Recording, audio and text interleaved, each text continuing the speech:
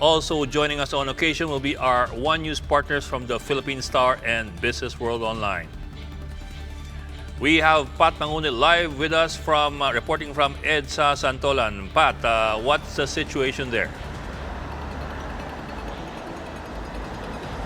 Yes, Ed, around 600 taxis were held and stopped from flying EDSA after the PNP Highway Patrol Group flagged them, since all public utility vehicles are no longer allowed to travel here in Metro Manila after the enhanced community quarantine for whole of Luzon.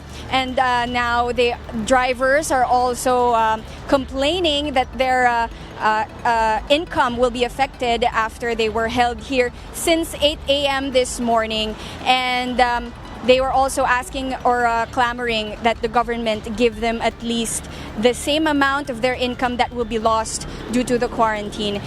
But now the Highway Patrol Group has also already decided to release them after processing the IDs of the drivers, the plate numbers, and the company names of their taxis. Ed?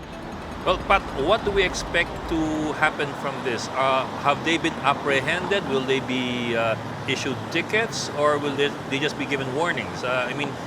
They've been there since 8 o'clock this morning. It's been 4 hours. So is this just a warning of some sort? Right. The PNP Highway Patrol Group Director, Brigadier General Eliseo Cruz, has explained that after 4 hours, also of coordination with LTO and LTFRB, they will instead be giving warnings to these drivers, since they're no longer allowed, for violating also the guidelines of no longer being allowed to travel in the streets of Metro Manila. The PNP HPG will submit a written report. They will list down all these taxis apprehended today. They will take the names of the drivers, take a photo of their driver's license, and then submit the list for proper discretion of the LTO and the LTFRB. And eventually, one by one, these taxi drivers will be allowed to go home. So this warning will give them the signal that they should no longer be taking passengers starting tomorrow or even after today until the quarantine is over. Ed? Okay, Pat, so clearly they're cracking down on public utility vehicles, at least on EDSA, that are still trying to ply their routes despite the quarantine. Now, what about, for example, buses? Do you have any examples of buses in EDSA that have been pulled over? Yes, Ed, we found just a couple of buses also stopped by the PNP HPG, and they were also held here just along EDSA Santolan. But the same process will be done to these buses, and they will eventually be released. Ed? Expecting the same kind of strict enforcement, not just on EDSA, but everywhere else in Metro Manila, at least speaking for the HPG here in Metro Manila. And likewise, what about the rest of Luzon? Is the HPG also going to crack down on all the other PUBs and PUJs throughout Luzon, which is what, like 8 provinces? Yes, Ed, the PNP HPG has already ordered all other regional highway patrol units in Luzon to do the same, monitor public utility vehicles who disobey the guidelines and are still continuing to take passengers and travel the streets. But after this, they may, if they have anyone else to apprehend after today, the PNP HPG is warning that an impound may already be imposed. Ed? Okay, well, Pat, let me just try this. I don't know if you have the answer for this, but let me just try this anyway. We understand that some local government units, for example, the case of Pasig Mayor Vico Soto, earlier tweeted that his city is going to allow tricycles to continue plying their routes because, basically people who have to go out to do essential things have no way of going around if they don't have any vehicles. I'm wondering if in the case of, for example, tricycles or any other public utility vehicles, is there any leeway being given to the authority of LGUs? In other words, pag nagbanggaan yung otoridad ng LGU at ng HPG, sinong mananaig?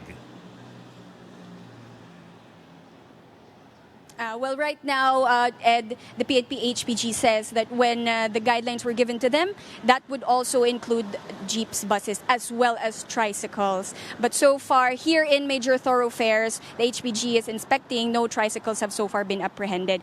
For the LGUs, they still don't have any details on which specific LGUs or cities or municipalities will basically allow or regulate the use of the tricycles as of the moment. Ed? Hey, Pat, any idea kung meron pa silang ibang checkpoint, I mean yung HPG, dito sa Metro Manila? Or is it just in EDSA? Initially for today, Ed, it's just in EDSA, but they said they will also be monitoring C5, Ortigas Extension, and other major highways in the following days. Ed? Okay, maraming salamat. Thank you very much. That was Pat Manguni reporting live from EDSA Santolan, where the authorities are now cracking down on PUJs and PUBs that are still plying their routes. And also now with us to give the latest updates over in Valenzuela City, we have on the phone Mayor Rex Gatchalian. Mayor, good afternoon and thank you for joining us. John, good afternoon, and thank you for having me, and thank you for the invitation to be heard by your listeners and watched by your televiewers. Yes, sir. It's a pleasure to have you here, sir. Tell us about the situation there in Valenzuela. You're a border city. I mean, bordering Bulacan. Well, Valenzuela is the northernmost city. To put it simply, this is literally the gateway to Metro Manila Yes, from sir. the north. Last night we had I think a lot of people saw in the social media feeds. Last night there was some type of miscommunication, I guess, between the police of the NCR and the police of Bulacan. In Bulacan. Remember, anything going into the city is the jurisdiction of Valenzuela. So we're manning the lanes, the LGU together with our local policemen. We're manning the lanes coming into the city, which thereby coming into NCR. Yes, sir. But when you are now leaving NCR, you cross the bridge, you get to Maykawayan. The authorities there are under the Maykawayan city government as well as Bulacan's police force. So you're talking to very different entities. So last night, because of the checkpoints, there were a couple of delays. The lines were long, the traffic line queues were long. May mga naabutan. Some people were actually stranded in the bridge because at 12:01, the Bulacan policemen Lockdown na. interpreted the order as lockdown, which I don't blame them because they're following the instructions to the T. But of course, we also have to remember that the people who were queuing, it's not their fault. They were in the city, they got caught in traffic, and they shouldn't be made to suffer and not be able to go home because sila yung malas na inabutan ng 12:01. Opo. So there were a couple of incidents where there were people stranding, milling around, converging around the bridge area. So we had to intercede and talk to the Bulacan police to allow them for humanitarian reasons because it's already 1 a.m. Also, social distancing wasn't being practiced anymore. And also, again, these are exceptions to the case because it wasn't their fault. They were in queue already as early as 7 p.m. But today, I think things are more smooth because there's less cars crossing the bridge. Only those that are working for medical practitioners, the exemptions provided. There are no more public utility vehicles coming in and out of the two cities. So it's more manageable now. It's just a matter of some people who are hard-headed, who still are not part of the exemption list, wanting to come into the city or NCR. Tsaka po yung kagabi, I suppose yung kagabi, mga taong pauwi sa bahay nila. And if you prevent them from going home, you're actually working against exposing the them to quarantine. more danger, yes. That's why even if they're not Valenzuelanos, remember, they're all leaving the city, so they're not my constituents. At this point in time, it doesn't matter whose constituent they are anymore. At this point in time, we are all Filipinos trying to fight this virus together. I'm not blaming the PNP of the country because they were just following instructions to the T. Alam mo yon, Jun, yung parang minsan when in doubt, you just follow. Yes, ganon. sir. So they're not allowed a lot of leeway. I'm not justifying their actions, but I'm not also accusing them of doing anything wrong. They were just faithfully doing the responsibilities. And syempre, hindi naman sila binigyan ng discretion na, okay to, hindi okay to. So I guess we had to intercede because we wanted people to be safely in their homes and to stay out of the streets. Di ba yun ang mandate na ngayon eh? Everybody stay in. Yes, sir. Yes, sir. Actually, sir, which also brings me to another question. well, from what you've seen, at least last night and early this morning, does it look like the quarantine is now being implemented in a more stricter fashion compared to the previous days? Twofold. Yes, stricter, but the second fold is more people because the work schedules have been canceled. People also saw how it is what happened yesterday. So a lot of people are actually, I would say, not all, but a lot more are heeding the call of the president to just stay at home. So that's also a big factor. And them canceling the public utility vehicles, that's also another big factor. So I can see there's no perfect operationalizing in just one day, but at least now we can see so much more better flow and management of the checkpoints. Yes, sir. But at the same time, with the cancellation of the transportation, the mass transportation sector, how are people able to move around if they belong to an essential sector? For example, health workers, people who Here work in in groceries Valenzuela, and all the that. standard that we're following, right now I'm actually on my way to meet all the health practitioners, the hospital administrators, both public and private. The city government worked out an arrangement with their local PNP wherein we will issue certifications. That will prove that these people are actually workers of a healthcare industry partner, meaning In your city. in our city. Now, if they cross the city borders, I would assume the mayors will also recognize that. So, diba, Jun, in everything naman, there's room for improvement. I think the system's getting better and better as we go along. Yes, sir. But sir, but the problem still remains that a lot of these people probably don't have any transportation, and No, we. but from my interpretation, they can bring their own cars, carpool. Their hospitals can set up, if they're working for private hospitals, they can set up carpooling systems. Like in our case, given that City Hall's 80% closed anyways, all government vehicles are now being mobilized to do Operation Sundo and Oh, there you Hatid are. Yes, sir. of all our medical practitioners in the public sector. Yes, sir. Now, later on, I will be talking to our private practitioner, telling them, look, why don't you just organize the same, use vans, but practice social distancing, and we'll certify those vans so that they don't get caught. Yes, sir. Actually, that's one thing that some people are asking about. Our local and national agencies putting together, some sort of transportation. Government-run public Yes, sir. transportation system. Yes, sir. We're doing it only for our public healthcare providers at this point. But I'm going to now, like I said, I'll be talking to the private healthcare practitioners and tell them to organize the same, and will ensure that those limited number of vehicles are certified so that the policemen won't catch them. Yes, sir. Yes, sir. Now, one more question. The president last night said that he's leaving it up to the local government officials, in particular the barangay captains, to make sure that nobody goes hungry during this lockdown. I suppose he's referring to the fact that, number one, there's less travel allowed. People should not be leaving their houses. Only one person is allowed to go out to buy food, and you'll possibly have a lot of sari-sari stores and karinderias not being operational. So mahihirapan yung mga tao na walang pera, kaya walang trabaho, at walang sasakyan na umikot at maghanap ng pagkain. How is this being handled, sir, in your city? We're mobilizing now. Actually, we're talking to DSWD. This will be a joint effort between the national government, local government, and the barangays. We already met the barangay captains. We're going to use our quick response funds to reach the poorest of the poor or the most vulnerable. What base list are we going to use? Number one, the 4Ps. Because if you remember, the 4Ps list are the most vulnerable, and that list has been cleansed, purged, upgraded over the years. So that's a good base list. Number two, the city has a census of our pockets of poverty. These are informal settler enclaves inside the city. We actually have census of how many families there are. Right now, the barangays have tasked to do counts of apartment dwellers. Because remember, our city is a industrialized city. We have a lot of minimum wage earners, Yes, workers. sir. You have a lot of and they factories. are normally tenants of, they may not necessarily live in informal settlements, but they are in apartment complexes. Right now, our barangay officials are doing a tally of how many of these near poor, we call them the near poor, that are minimum wage earners living in apartment dwellings.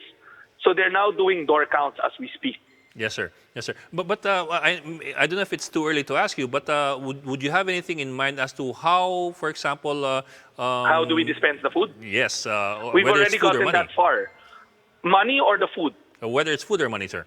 We're giving out, our concept is food packs, good Yes, for sir. 7 days for a family of 4. That's how we do it all the time whenever there's calamities. We have delivery trucks of the city. We have 10 of those big military type trucks that we use during calamities. We're loading them up with the goods to be escorted by police escorts because we don't want people thinking that they can do something to those trucks. Okay, And dampot then lang. together with the barangay officials, we'll do door-to-door knocks. It will be, June, every Christmas and every summer we do rice distribution for our senior citizens. It's so easy because we converge them in drop-off points. But because there's no convergence now, we will have to painstakingly do it one by one, door to door, and that's why we need an accurate door count as we speak. Yes, So sir. the goal there is by tomorrow we should be able to dispense some type of assistance, and that will hopefully last for another 7 days. Then we'll do it again and again and again. But June, let me also raise the alarm that yes, we are a fairly big LGU. That's very true. We can probably handle a month or 2 months worth, given the number of families we're talking about. But we will really need national government support, and they've already committed. Actually, we were on the phone with them this morning to also help us augment our food supplies. Because remember, our Valenzuela is a mid-sized city, but you also have to think about the small-sized cities. What about them? Yes, that's correct. Actually, sir, it does make sense that you distribute food instead of money kasi kung mag-distribute ka ng money, mahirapan silang bumili ng pagkain. Exactly, and we don't want them to leave. So what we're going to do, the system is delivery trucks, those huge trucks, we have those, 10 of those, running around the different pockets of poverty in apartment complexes. Then we have barangay workers and social workers doing the knock door to door. Of course, practicing social distancing, probably leave the package in front and tell them to pick it up when we've moved on. Okay, sir. But that does sound like a major task. It is, June. That's why I've been hunkering down, trying to get a clear census of what daunting task. But it's not, for instance, the number we're looking at, 4Ps is 12,000. Pockets of poverty around additional 5,000 more families. Because remember, all pockets of poverty should be included in the 4Ps list by now. So we're looking at a rough figure of around 12 to 15,000 families. So you won't do that all in one day. Of course, that's virtually impossible. But given that those food packs are good for 7 days, I can do them in phases and then do it again after the 8th day. Yes, It's sir. a cycle. It's a cycle. 15,000 families, that's around, if you go by a family of 5, that's 75,000 people. Yep, but we know for a fact that that's not all of them. That's why, remember, those are the 4Ps. We have 12,000, pockets of poverty around 4,000 to 5,000. But we're doing a door-to-door census of the near poor, meaning these are minimum wage earners who do not live in informal settlements but in apartment complexes. Now that's why we need to do the census there, because remember, our workforce is migratory in nature in Valenzuela. They work here for 6 months and they're gone after a couple of months. So what we're doing now is the number of door counts. It doesn't matter who lives there. As long as there's a family that lives there, we will give you the food back. That we're still consolidating the numbers now.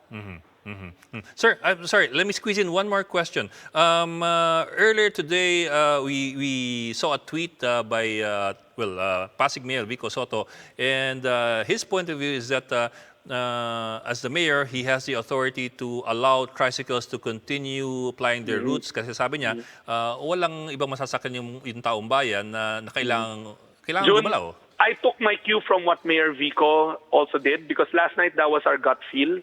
So right now in Valenzuela, there are some, not a lot. We spoke to the operators, just ones that will ferry our health workers, people working in the food industry, just to provide some sort of minimal public transport. That's what's happening right now. Yes, sir. Okay, maraming salamat po. June, thank you. Mayor Rex Gatchalian of Valenzuela City, maraming salamat po.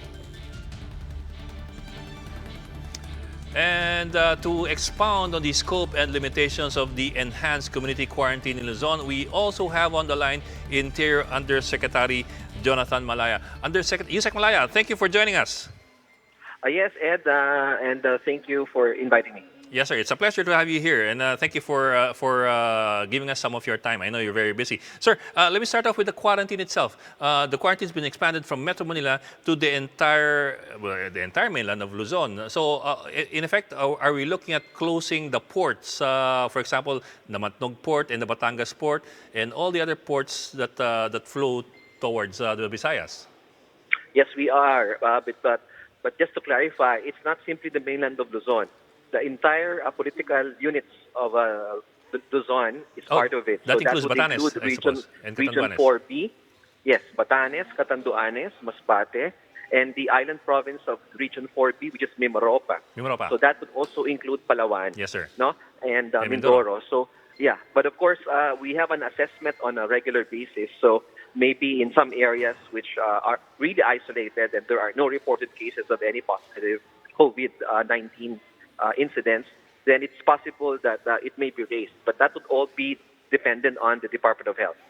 Sir, that's going to be quite a challenge to manage. You're looking at 53 million people or more in a quarantine area. That's right. That's why we really are urging the local government units to take a very active role in ensuring that it's complied, no? Because the national government cannot do this alone. On the local level, it's going to be the barangay and the mayor who's going to make sure that people stay in their homes, that they do not go out unnecessarily, that only one person will go out and get food.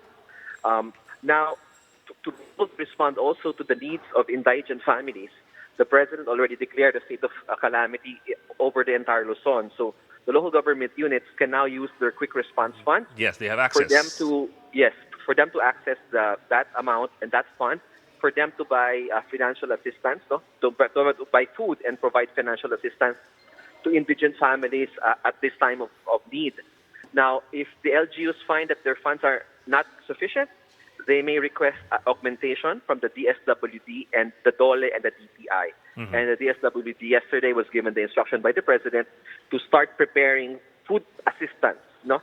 Just like what government does when there is a natural calamity. Yes, sir. Sir. Yes, sir. Sir, one more point of clarification. Well, it's quite clear, at least from the instructions yesterday, that PUBs and PUJs and UV Expresses and TNVSs will no longer be allowed to operate because of the quarantine. However, some questions by a lot of people who appear to be stranded out there right now, including people who may belong to the essential sectors like the healthcare sector and manufacturing or food processing sector, who are not able to get rides anymore because of they basically don't really have any private vehicles.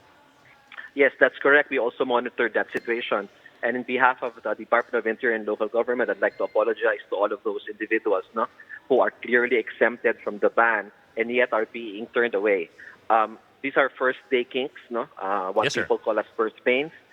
We're trying to get the word down to the field units manning the checkpoints to clarify who are considered as exempted, meaning the health workers, meaning who work in critical government infrastructure. They should be allowed to come in. I would expect, Ed, by tomorrow, no, we would have cleaned up all these issues. No, today the Joint Task Force COVID Shield, led by General Yazar, is continuing to give instructions to all of the field units so that this situation does not happen again tomorrow. Yes, We sir. hope to be able to finally get this done with as soon as possible. Yes, sir. But sir, going beyond the question of identifying who gets to cross the border crossings, is the question of how people are going to be able to move from home to, for example, the hospital, or move from home to a grocery store where they work, and so on down the line. With the lack of transportation or public transportation now, medyo nagkakaproblema sila, for example, getting a ride, going to the hospital, nurses and doctors, for example, who may not have private cars, and people who work in groceries and supermarkets and pharmacies. Yes, that is the subject of our discussion today, this afternoon, on whether we can give these exemptions to those people. But, I cannot decide for that because the DILG is just one department in the IATF, in the task force. led by Secretary Duque. But Secretary Eduardo Año will definitely raise this matter. If we can, for example, allow private shuttles to operate even on a limited basis to move our health workers from point of residence to point of work. So Yes, sir. all of these issues are going to be discussed today at the task force meeting later this afternoon. Yes, sir. May I also ask you about something that Mayor Vico Soto announced earlier this morning? Sabi ni Mayor Vico Soto, as the mayor, he thinks that he has the authority to allow tricycles to continue plying their routes kasi kailangan doon ng ilang mga tao na nasa essential sector na makapag-move around. In effect, he's saying na sa Pasig pwede ang tricycle at the moment. Well, that would go against the presidential directive given out yesterday, wherein mass transportation is prohibited. But again, I don't want to go beyond, what I just heard in the media. I think we will need to talk to Mayor Vico personally to find out the exact reasons why he did this. No, I can understand where he's coming from. Yes, sir. But if he is to allow tricycles, it cannot be all tricycles. Because Okay. allowing all tricycles to operate on the road, it defeats the very purpose of a community quarantine. And people from Pasig, if they go to the next town or the next city, it just spreads the disease faster. So we'll have to talk to him, and have a dialogue with him to be able to clarify the parameters of what he or he cannot do under the state of public health emergency. Sir, doon po sa mga checkpoints, sa mga border crossings, ano po yung parameters natin? When is somebody going to be arrested, if at all? When is somebody going to be apprehended? And when is he just going to be turned away? I mean, at least as far as law enforcers are concerned, ano yung parameters natin doon? Well, there's always the possibility of an arrest, but we're not here to arrest people. We're here to ask people to go home. Yes, This sir. is precisely the reason for the checkpoints. Because if we do not have the checkpoints, people will have this idea that they can freely move around. Yes, sir. So the purpose of the checkpoints is to discourage people from going around. So the police officers, I'm going to ask the purpose upon which these people are traveling. So if that person can prove that he is out to get food, or if he's out to he's working in a bank and he needs to go to work, he should be allowed to move. No, he should be allowed to go beyond the checkpoint. So as I said, the protocols are being discussed right now. The president has already issued a memorandum circular to all government agencies.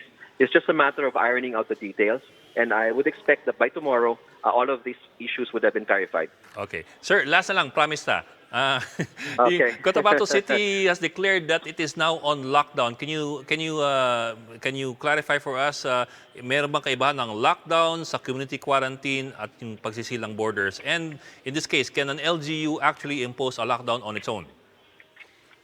Well, an LGU can do so upon advice of the Department of Health.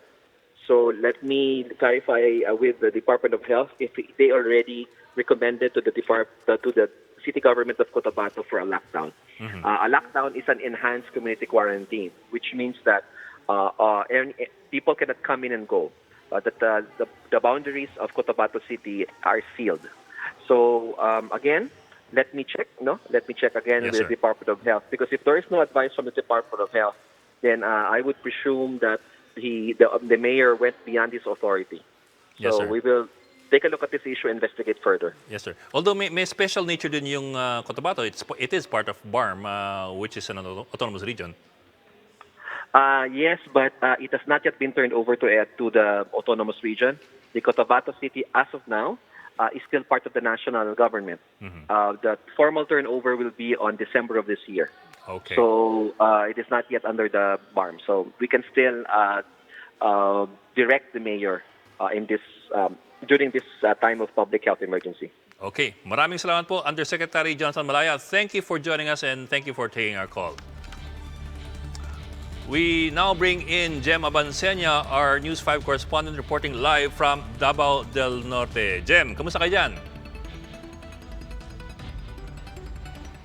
Yes, Ed, nandito nga tayo sa isang checkpoint sa Panabo City, Davao del Norte, kung saan makikita nyo sa aking likuran yung authorities na talagang iniisa-isang chinecheck yung mga identification cards ng lahat ng lumalabas at pumapasok ng probinsya. This is in line, Ed, dun sa dineclare kagabi ni Davao del Norte Governor Edwin Hubahib na under community quarantine na ang Davao del Norte except lang sa Island Garden City of Samal na nakaseparate nga doon sa the rest of the cities and municipalities nitong Davao del Norte. And after 24 hours ng pagde-declare nga nitong community quarantine ay magkakaroon daw mamaya ng roadblock dito sa lahat ng entry points ng Davao del Norte. So it means all private and public vehicles are not allowed to go in and out of the province of Davao del Norte. Ed?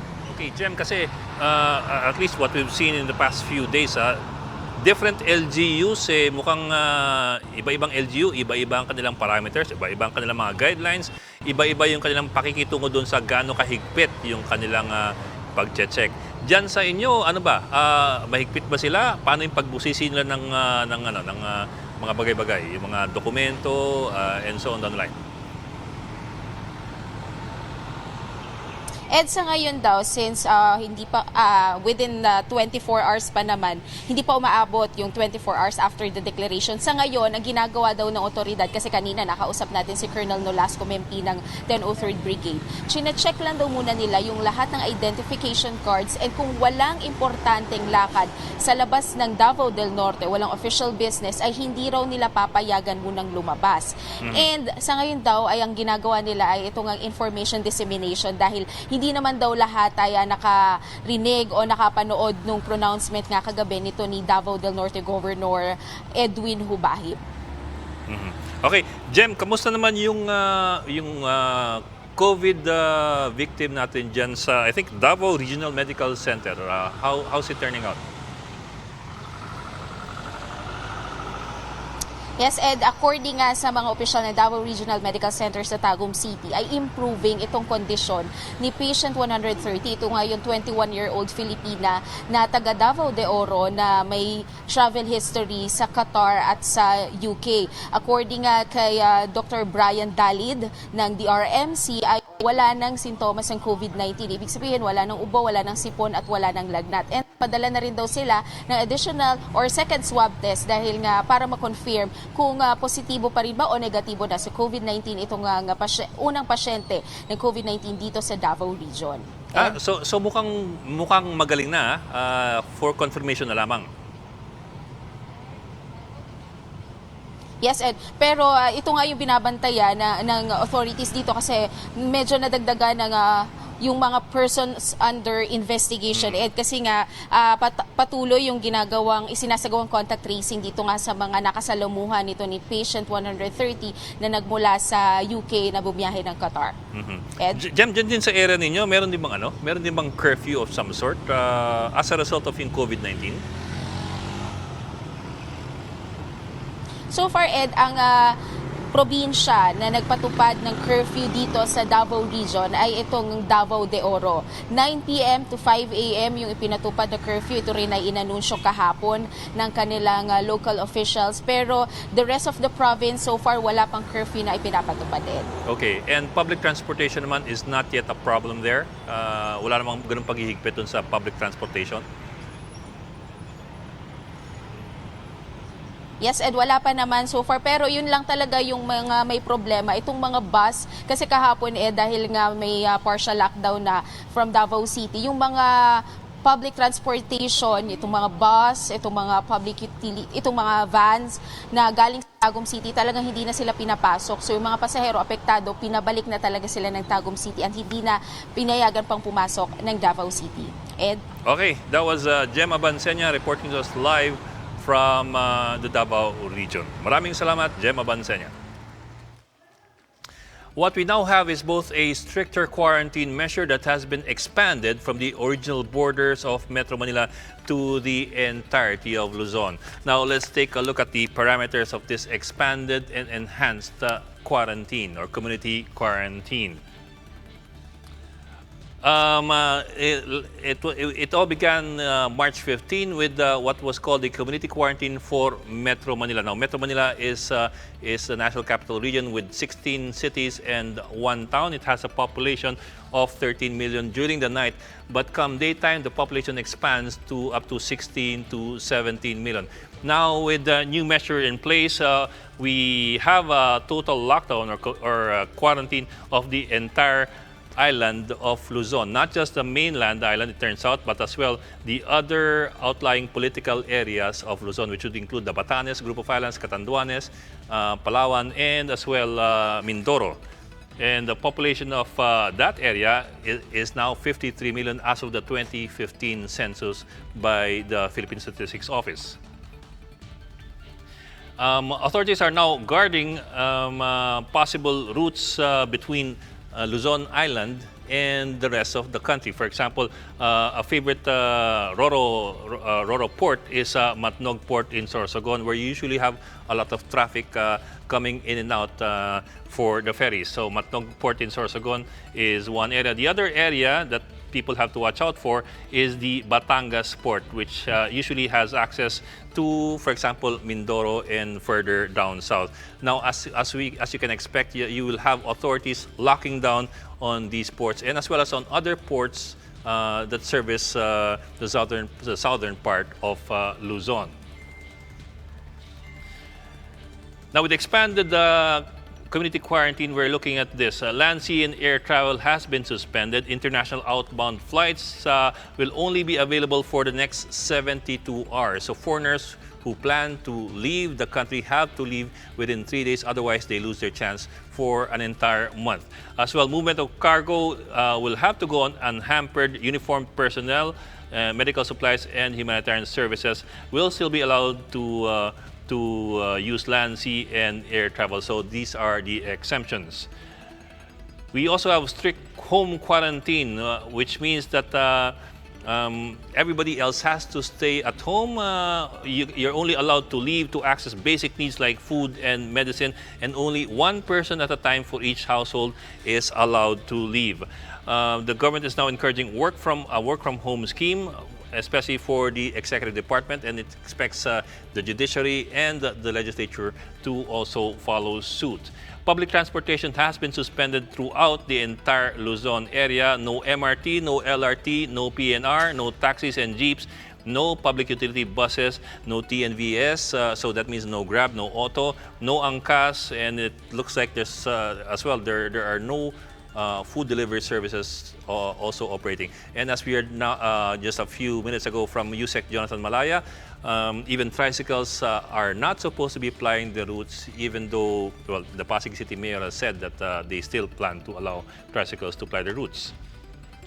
Establishments are to remain closed, especially retail establishments and malls. So these are the exceptions. Exceptions are for markets, supermarkets, groceries, convenience stores, hospitals, clinics, pharmacies, food preparation and delivery services. So this means that restaurants are allowed to remain open. However, no dining is going to be allowed. These restaurants are only to function as food preparation areas, and the food is supposed to be delivered to people around Metro Manila and, well, actually the rest of Luzon. Manufacturing processing plants for food and medicines are also exempted, as well as power, water, and telecommunications utilities. However, government is asking these establishments to put in place only a skeletal force and not to have a full force in place. Establishments, all establishments are closed except for business process outsourcing, export-oriented industries, banks, and the media. The media is expected to apply for special accreditation within 3 days. Affected workers and residents. Here you have a lot of people who may not be earning money because they are not allowed to travel around, and they're not allowed to do non-essential, what government calls non-essential work, and these are also the people who may not have private vehicles to move around. So in response to that, the Department of Social Welfare and Development and the Department of Labor are expected to formulate programs for social amelioration. This includes the distribution of food and food packs, and this may include a moratorium on rentals and leases, and the advancing of prorated 13th-month pay, and a reprieve on the payment of bills and assistance for micro, small, and medium-scale enterprises. Now, the government is requesting local leaders to lend official vehicles so that they can be used to ferry essential workers. The Department of Transportation is also urging private businesses to provide transport services for their employees. Meanwhile, Trade Secretary Mon Lopez is suggesting to companies that they provide workers with temporary housing or lodging near their workplaces. He also reminds business owners to limit customers who can enter their establishments. According to Lopez, there should only be one person per square meter inside the store at any given time. And moving on to the latest COVID-19 numbers in the Philippines via the Health Department's tracker.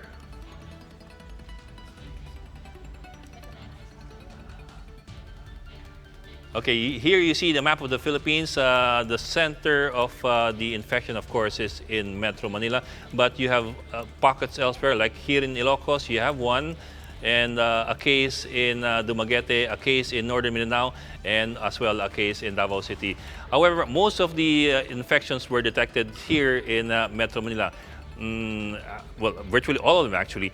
You have 142 confirmed cases and you have, I understand, 12 deaths already. Now, let's look at how the crisis has grown in the last few weeks. If you can see this graph, the blue line going up very steeply is the rate of infection.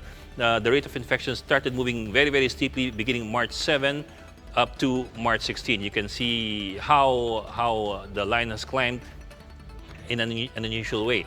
The red line is the rate of deaths. It's not as steep as the rate of infection.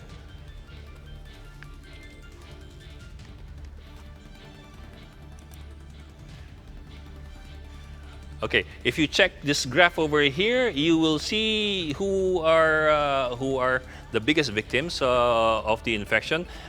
These are people aged 61 to 70, followed by people aged 41 to 50, and thirdly, people aged 51 to 60. The group with the smallest number of victims belong to the group that are aged between 11 to 20 years old. And one more graph here, we have the distribution of infections by area. Quezon City remains to be the biggest, to have the biggest in terms of percentages. Quezon City has 15.5% of the number of infections, followed by San Juan City with 11.3%, and Makati City with 9.96%, and Pasig City with 7.7%. So that's a quick look at the situation in the Philippines as far as the COVID-19 is concerned. Let's look at the global situation via this interactive map of Johns Hopkins. Ito po, nakikita natin with the world map is abloom with red, with the center of gravity of the infection being in China, followed by Europe and then North America. The Philippines, of course.